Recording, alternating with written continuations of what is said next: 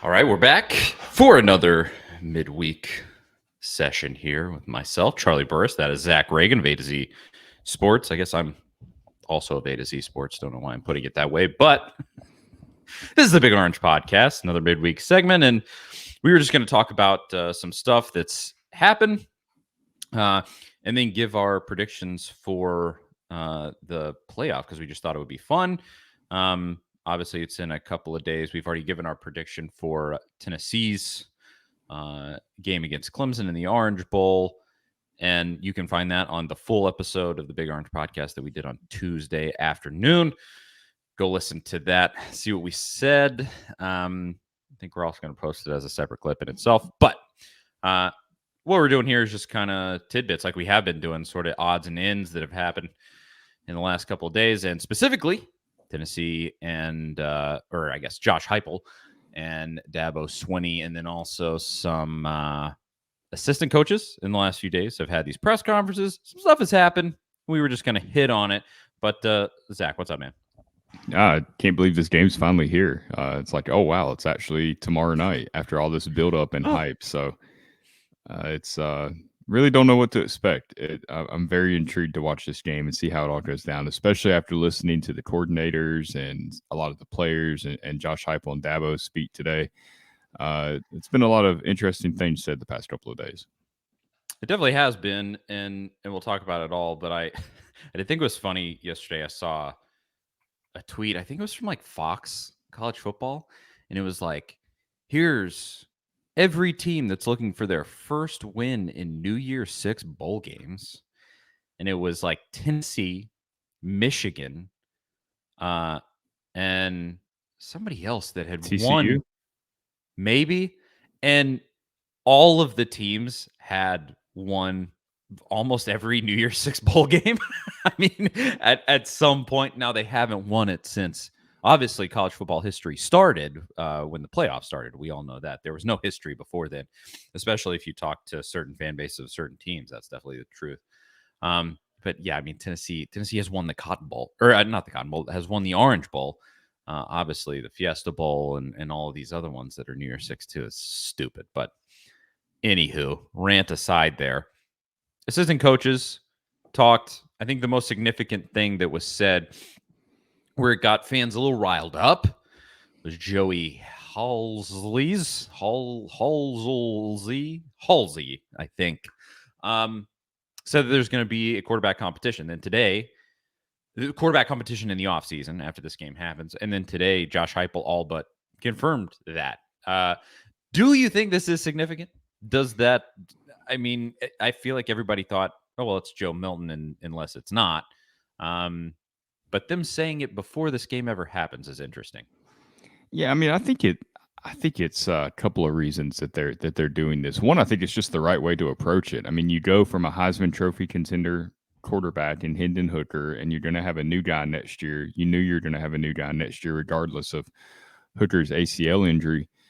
You would be doing a disservice to the entire program if you didn't have a true quarterback competition. I don't think you can just give the job to a guy, no matter who it is. I mean, you have to go out there and earn the job, and that's kind of what Josh Heupel said today. And it's not just at quarterback; it's at every single position, right? I mean, he said it's competition across the board, so it's not like this is limited to the quarterback position. But I think the other reason that they're doing this, and Joey kind of mentioned this yesterday during his press conference on Wednesday, is that they want to take some of the pressure off Joe Milton. They don't want him going out there and playing like, hey, this is what's going to determine if I'm the starter in 2023. And that's a lot of pressure if you're Milton. If you're thinking, if I go out there and have a bad game, I blow my chance to win the job, or I need to have a big game to win the job. He knows that regardless of what happens tomorrow night in Miami, he's still going to be competing for the job next spring. So it's not like he's going to win it or lose it. So that kind of takes the pressure off of him a little bit. And like Josh Heupel said, this isn't the first game of 2023. And I know a lot of people are looking at it that way. And we've even talked about it in that sense. You kind of get a head start on what you have for 2023, but they're really trying to frame it as the final game of 2022. You know, this is the game that determines the legacy for these players for this season, and this kind of puts a bow on the season. This is how they'll be remembered. So they're framing it much more in that sense. So I think that quarterback competition comment from Joey kind of goes along with that kind of method of approaching this game. Yeah, I agree with all of that. And I think fall is in the air, and that means fall grilling with cookouts, tailgate parties, and so much more.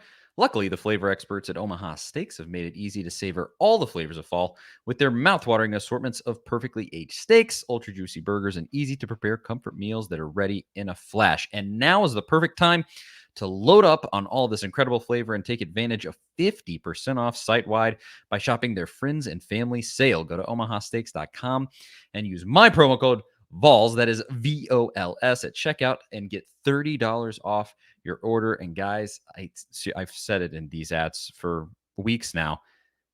I've had all of the stuff from Omaha Steaks. I can't endorse it enough. Everything has been high quality. It comes right to your door, so easy and convenient, and I mean, most importantly, tasty. So I wouldn't say it if I didn't believe it. So don't wait. Go to omahasteaks.com and stock up today. Omaha Steaks isn't just steak. It's the best steak of your life, guaranteed. And don't forget to score that extra $30 off your order when you use Vols at checkout, VOLS. Omaha Steaks is perfect for those chilly and busy fall nights. You won't come close to getting this kind of quality at the grocery store. Visit omahasteaks.com. Promo code Vols at checkout. Minimum order may be required. Omaha Steaks. Heupel is definitely somebody that just loves competition in general at every position that he can get it at.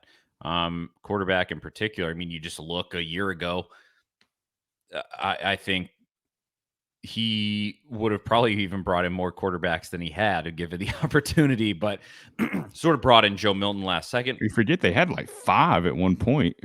you know, they had Brian Maurer and Harrison Bailey, and Caden Salter was around for a little bit of that time before 2021 season started, before he got kicked off the team. Yeah, it was weird. It was like seeing a ghost. I was watching Liberty's bowl game. Caden Salter's their quarterback. I was like, is that really that kid? He's at Liberty now? But yeah, that it is interesting. There was a bunch, and then there was almost none this season. You essentially, before Taven Jackson came back during these bowl practices, you were really down to Joe Milton. That was it.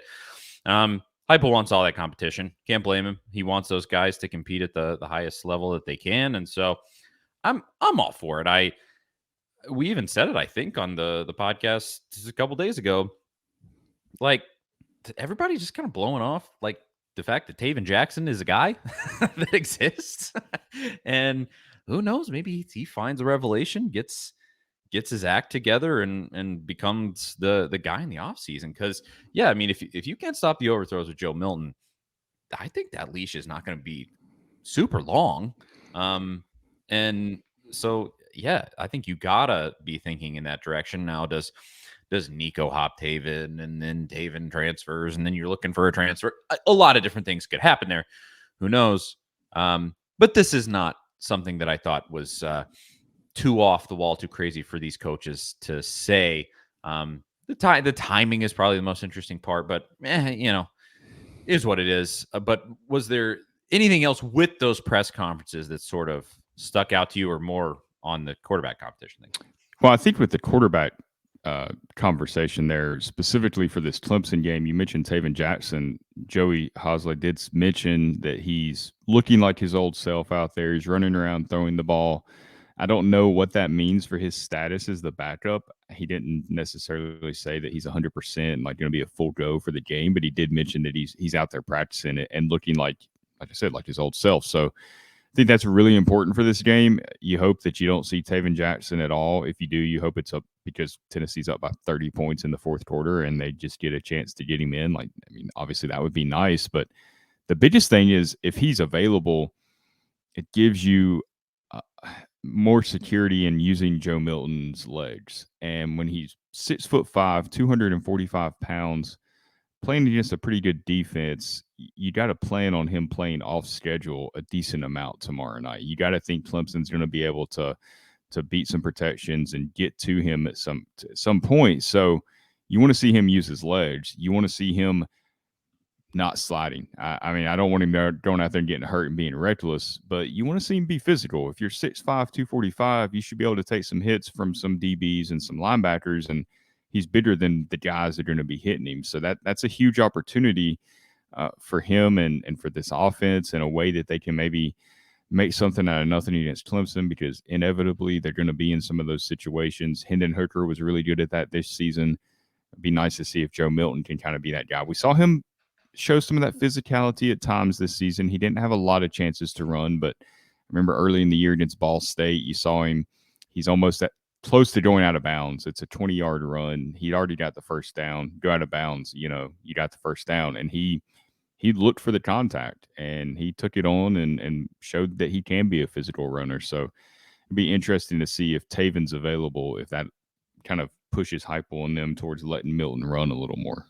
Yeah, I just don't want a situation where we leave this game kind of saying, I don't think Heupel, he doesn't trust Milton, and so he held him back in that game. I don't think that's what they're going to do, but it could be a possibility if he starts launching balls over guys' heads. Who knows what they'll do? Because obviously your trust in a guy throwing the ball in that case is going to be low. So, well, one interesting thing, I can't remember who said, if it was Squirrel White or Ramel Keaton, one of the wide receivers yesterday, talked about with Milton, one of the things he brings to the game is, these routes that these receivers are running are kind of, it's all about timing and being on the same page as the quarterback and what the defense offers you and how they're using their leverage, if they're, what they're giving the offense basically. Well, they mentioned it, Milton's arm is so good and so accurate from 60, 70 yards that if you've run 30 yards deep and you're not open, it's like, don't stop and come back towards the ball like you've seen a lot of like kind of scramble drill situations. They said they just keep running. Yeah. Eventually, they feel like they're going to be open because the DB is going to give up on the play because it's 60 yards down the field. And who does that in a non-Hail Mary situation? But Joe Milton can. So that's another aspect that he brings, and it'll be something else to kind of watch tomorrow night. Yeah, hopefully we see all of Joe Milton. That's I've been saying it from the beginning of our coverage of the Orange Bowl. Give that man full control, or at least open up the full playbook for him, even if you don't trust him as much as you did Hendon Hooker during the season. But you also noted some stuff that some Clemson players said in this game that you thought was interesting. Again, just sort of odds and ends here that we're covering from these press conferences that happened. I mean, for the most part, it's been kind of that anodyne media days before the bowl game type of stuff. But you noticed some stuff that they said that you think could actually reflect on how Clemson goes about playing this game. College football coaches, they like to be very secretive about their game plans, and they like to show some gamesmanship. But if you listen to the players, sometimes you can get a good idea of kind of what their game plan will be. We saw it with Kentucky before they played Tennessee, with Will Levis talking about kind of controlling the clock, trying to limit Tennessee's offensive possessions. And it sounds like from Clemson's players that we have a good idea of what they're going to try to do. Offensively, it sounds like they want to run the ball and control the clock. Of course, they're not going to try to just get into a shootout with Tennessee. But the more interesting thing I thought was the defense, how they kind of plan to defend Tennessee's offense. And one of Clemson's players mentioned that they'd went back and watched some of the game film of like South Carolina and Georgia and other games where Tennessee's offense wasn't quite as prolific, especially that Georgia game. Said, they noticed those teams, they were blitzing. They were getting to the quarterback. It wasn't allowing Tennessee's receivers to get open down the field because they didn't have enough time to get open because Hendon Hooker was under pressure. So sounds like they're going to try to do that same kind of thing against Clemson's going to try to take that same approach towards Tennessee, where they drop some defensive backs into coverage and try to keep everything in front of them. Maybe some like zone blitzes where they're getting to the quarterback. So I would expect Clemson to bring a lot of pressure Friday. I don't think you're going to just see them sitting back totally in these shell coverages where, linebackers and DBs, everybody's dropping and they're only rushing 3 or 4. They're going to be bringing some pressure. They're going to try to switch it up and give Joe Milton some different looks, bring it from some different angles.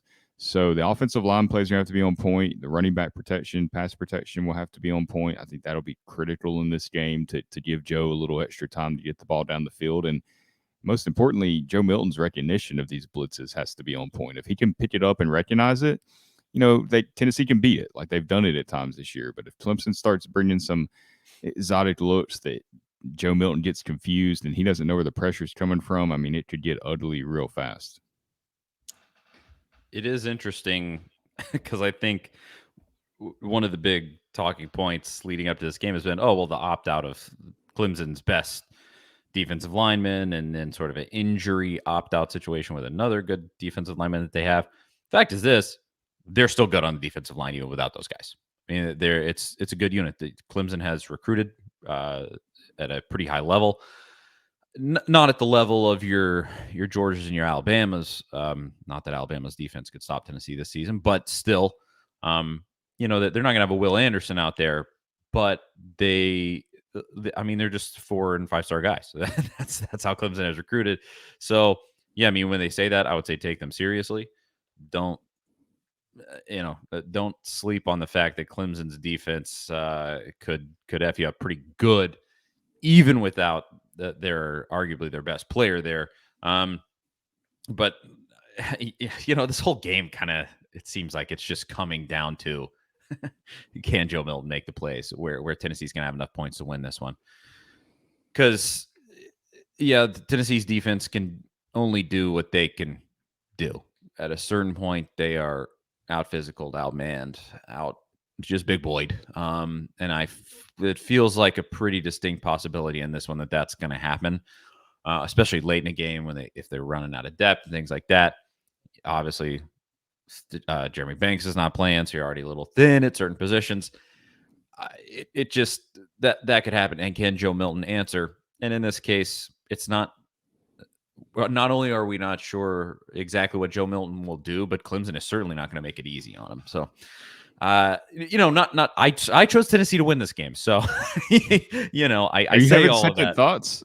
Are you still feeling comfortable? How? No, I still think so. I think last night with the games that happened sort of solidified my feeling. Arkansas almost lost to Kansas. Ole Miss got their head beat in by Texas Tech. Bowl games are weird, dude. I've been saying that word way too much about this game, but bowl games are just strange. They are made for these odd outcomes. And, maybe the SEC wasn't as good as we thought. Maybe the opt-outs are just crushing these teams. Maybe, pick whatever rationalization you want there. But these things are just strange. And it feels like to me this one is set right up there. Freshman quarterback for Clemson, backup quarterback for Tennessee, some opt-outs for Tennessee, a chance for young guys to step up, guys that you're not even thinking about. Is it going to be the Squirrel White coming out game? Is it going to be the game where Clemson has some defensive player that ends up crushing Tennessee's hopes and dreams? Who knows? That's why I just think let's throw caution to the wind. Tennessee pulls it out in some strange, weird outcome. What did I say? I think 35-34. Yeah. Yeah. I'm with you. I think as far as the outcomes being weird and make those games last night make me feel even more confused about what to expect because you really don't. I mean, the Arkansas game, they almost blow that game and they're up by multiple scores, 3 or 4 scores, and Kansas somehow comes back and gets an onside kick, which you rarely see. And then the weird overtime with the targeting call that I didn't think was targeting. And then, that Ole Miss game. What is Lane Kiffin has not looked the same since Brian Harsin got fired at Auburn. Ole Miss was they had 1 loss, I think, at the time, and they went 1-4 or something since Harsin was fired. I mean, Kiffin has not looked himself. He was making weird calls last night. I don't, if you watched his post-game press conference, he's getting into some weird, this is what the book of analytics said to do on that fake punt. And because of the defense of, I don't know, he had some strange reasonings that he was leaning on. And it was it's the opposite of what made Lane Kiffin a good coach. I mean, he was a good game day coach because he went with his gut. He just had a feel for the game. And now he's relying on analytics and stuff. And not to get off on a tangent about that with Kiffin, but it does strike me as odd. Something's off with that guy right now. That's some Butch stuff. Yeah. The analytics, the chart says.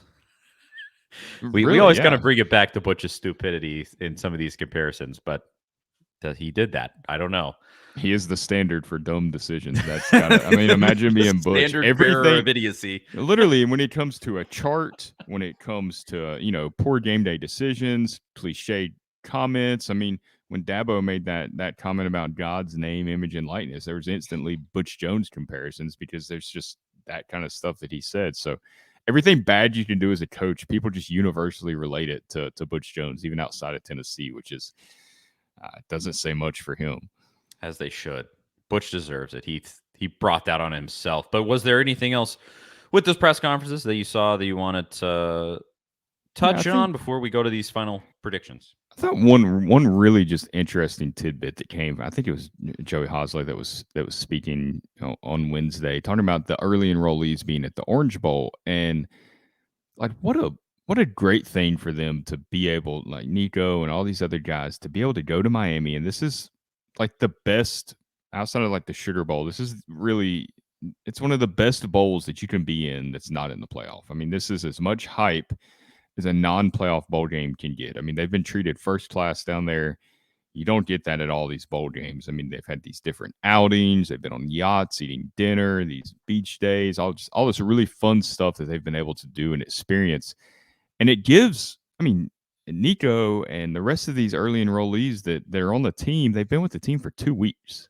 Like a few weeks ago, they were high school students finishing up their high school careers. They should still be in high school for their spring semester right now, and they're in Miami, the college football team, with some of these guys that are 23, 24, 25 years old that have been around forever, and they're getting to experience, one, how to handle yourself in these situations, how to have fun and have a business like approach at the same time, and two, they get to see what the end result is of a great season. Like if that's not motivation for these kids, I don't know what could be, because they're going to have a chance to do the same thing and even beyond. You hope that these group of kids that Josh Heupel has signed are competing for a national championship in a couple of years, hopefully next year. But that's the plan, is you're competing for these championships, and they get to see what the results of the hard work is, like what the results of the wins.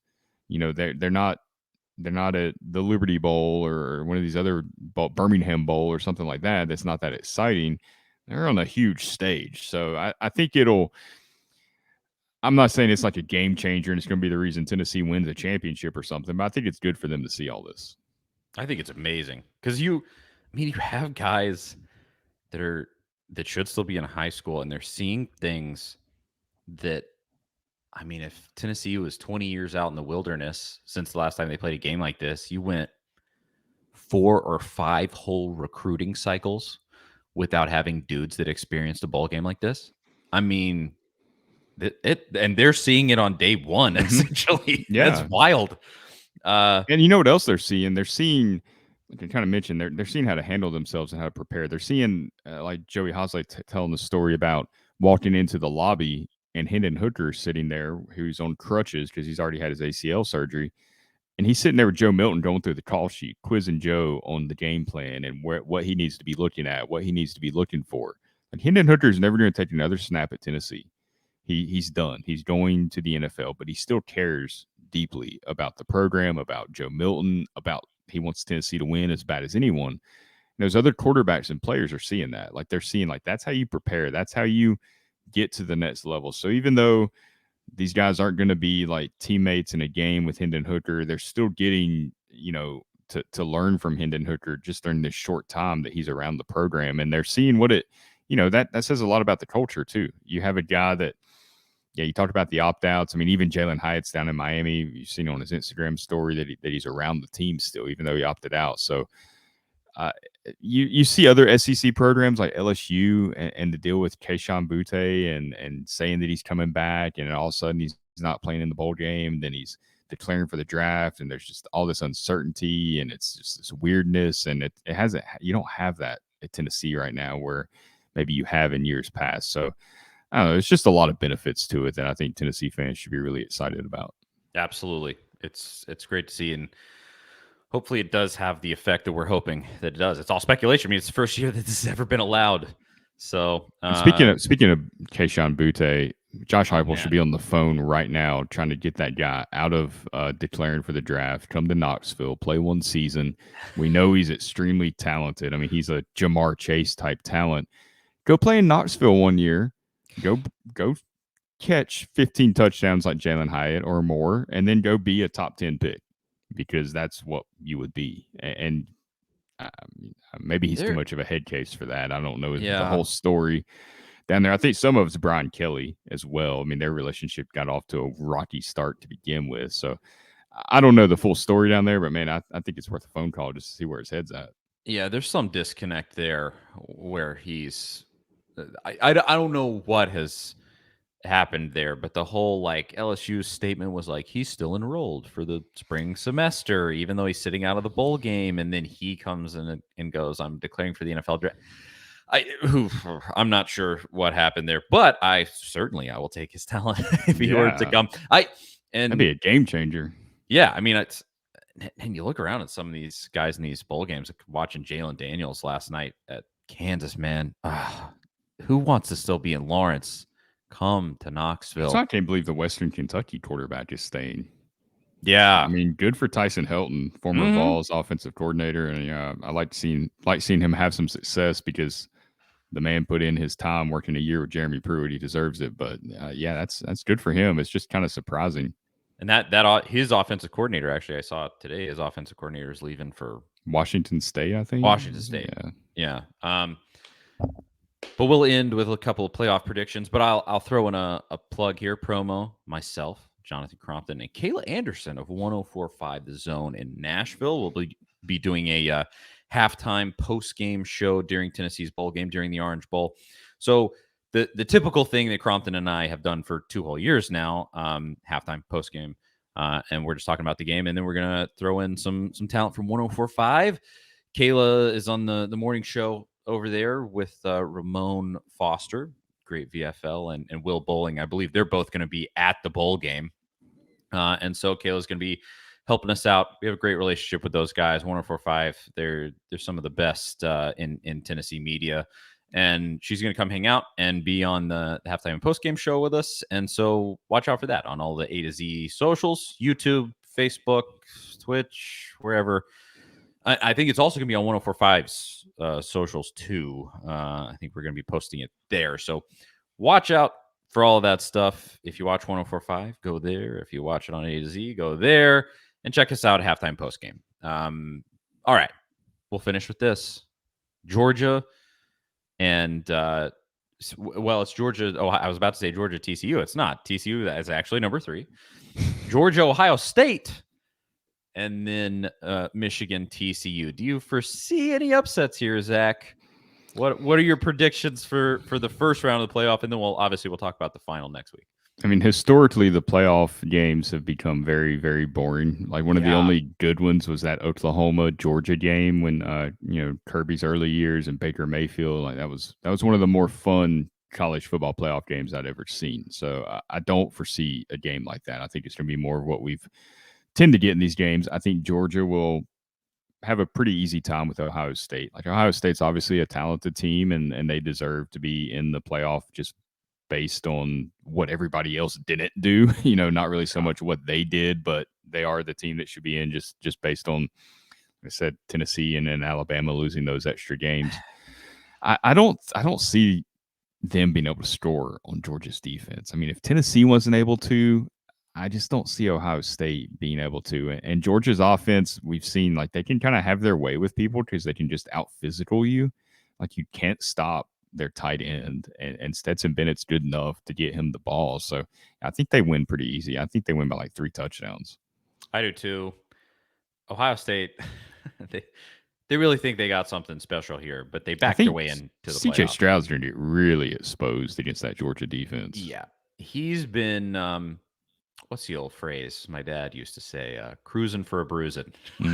He hasn't played a real team yet, and the one real team that he did play, Michigan. I mean, he got exposed in that game.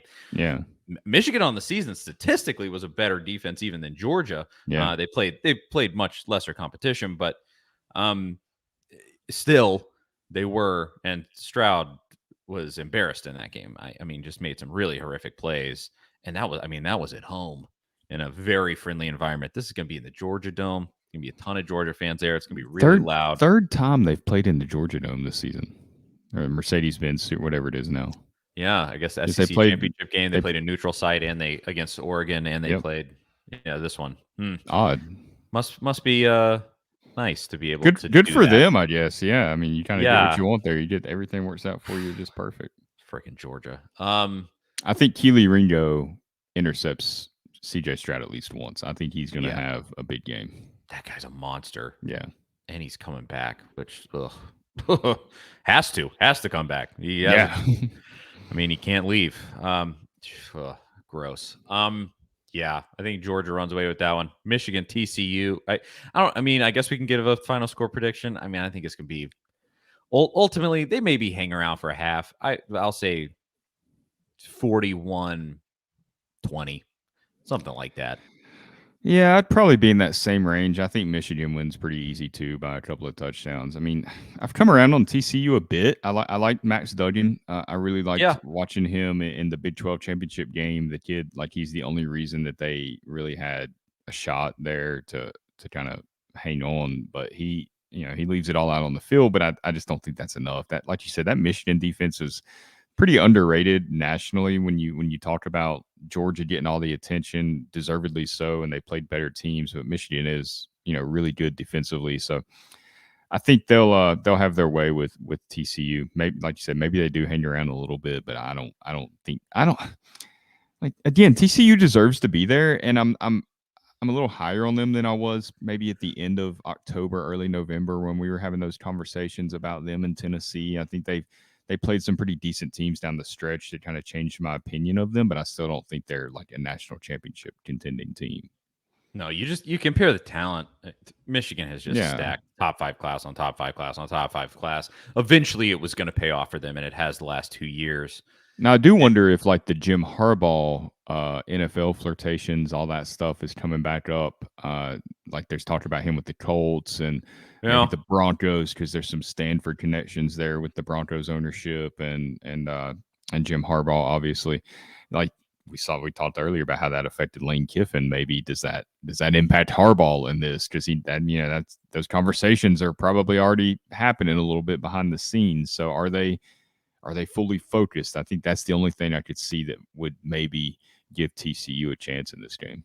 that would be an insane upset. But Michigan has become, with the way that team is built, they're like an old Nick Saban team at Alabama, where the offense was take it or leave it, but that defense would just crush your soul. And they've kind of gotten to that point, like, yeah, as long as they score enough points to get there, and their defense makes it easy on them, honestly. And TCU, I mean, people act like they've had a super high powered offense all year, but honestly, like, they had games like at Texas where, I mean, they won that Oh game yeah, that was scoring a 17 points. dreadful game. Yeah, like they've had games where they've scored not that much, even though they won most of them. I don't even know where did they rank in scoring. Yeah, they were sixth nationally, 40 points a game, in points. But and that is kind of Sonny Dykes' thing. If they win it, they're going to win it with offense. But Man, he's I just a don't see it. air raid kind of inspired guy. Yeah, I think it'll be Michigan and Georgia, and I think Georgia's the better team. And Honestly, like yeah.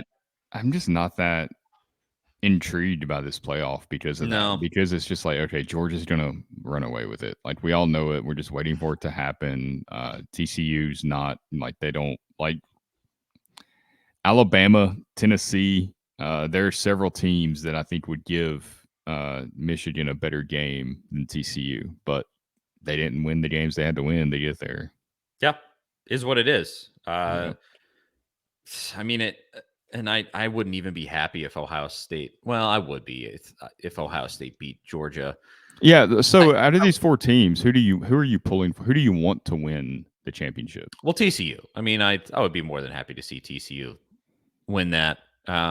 Max See, Duggan's a great story, but I just don't think there's any way they're going to do that. see, I think I lean towards more towards Michigan. Really, I Uh, could see that too. I don't. Harbaugh finally getting the payoff. Yeah, and I'm fine with Harbaugh, but more than that, it's you don't want to see Georgia win another one. You don't want to see Ohio State win another one because they do go in direct competition with Tennessee and a lot of these recruits, especially the Hmm. ones down in Florida that they go after. And somehow TCU, I just can't. I don't want to live in a world where Sonny Dice has a championship. I just don't. It would be weird. Yeah, it's too no. I mean, because remember, like he was a name in the Josh Heupel search early on, and we were super against that. And I don't think he would do anything like what Heupel's done at Tennessee. Like I No. don't think he would have had that same success. I think he's just had kind of a perfect storm in the Big 12 this year, where Oklahoma's down, Texas is still down. Oklahoma State was not, their normal selves, and like it wasn't the strongest that conference has been, and he took advantage of it. Like good on him. I mean, I'm not saying he's a bad coach by any means, but he's not Dabo, Nick Saban, Kirby Smart territory, and I don't want him in that conversation. Yeah, I mean, you look at so many of those games. They should have lost to Baylor.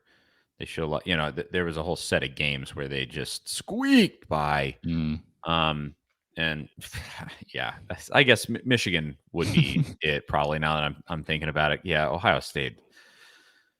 I saw this morning. I tweeted about it. Their fans and reporters. There's actually a reporter that reported on this. They're coming up with this conspiracy theory that Georgia has planted cameras in the Georgia, or not, it's not the Georgia Dome. What is it now? The Mercedes Dome.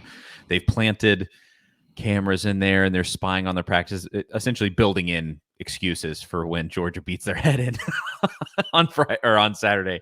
But I just, Ohio State is just so unlikable. There are no secrets at this point in the season. You're not like Dabo Swinney and exactly some of the Clemson coaches have said it this week. You're not going to change who you are this time of year. You are who you are, and you're going to do what you do. It's too late to completely change. Like you might have a new wrinkle or two. That's like Tennessee with Joe Milton at quarterback.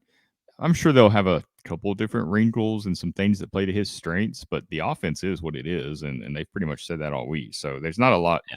I don't think spying would really. It might give you a heads up on a trick play or something, but that's about it. I mean, I think the closest you could get is like how it ended up with South Carolina against Tennessee, where they had all those injuries, and so they had to switch up their strategy to whatever extent, and it threw Tennessee through an absolute loop in that game. Well, they had somebody different calling plays too. We're pretty confident like Freddie Kitchens was calling plays and not Satterfield. So I mean, you could switch it up like that, but Ohio State's not going to do that. That's not what's about to happen in this game. So that's if they do, that'd probably be disastrous. Yeah, I mean, and God knows, I'm not saying Kirby is above cheating. Lord knows he's not. In fact, I think he's been one of the key contributors in terms of like cheating for recruits and things like that. But come on, what is this? There was a camera on the grassy knoll. It was there. Don't. Yeah. What are we talking about? All right, that's it. Another quick midweek segment in the books. I'm Charlie Burris. That is Zach Reagan. Thanks to everybody for listening. Again, myself, former Vols quarterback Jonathan Crompton, Kaylee Anderson of 104.5 The Zone at halftime and post-game of the Tennessee versus Clemson. What is it? Technically, the Capital One Orange Bowl. We'll be there talking about it. Join us on YouTube, Facebook, wherever you might want to watch. And go over to AtoZSports.com. Read all the stuff that Zach writes. It's pretty awesome constantly. He writes more things than he writes more in a day than I think I've written in my entire life. So plenty of content over there. That's what they pay me to do all day. Quite literally. That is exactly what they pay you to do. So, and you are good at it. So that's it. Thanks to everybody for watching, and we'll talk to y'all next week. See you guys then.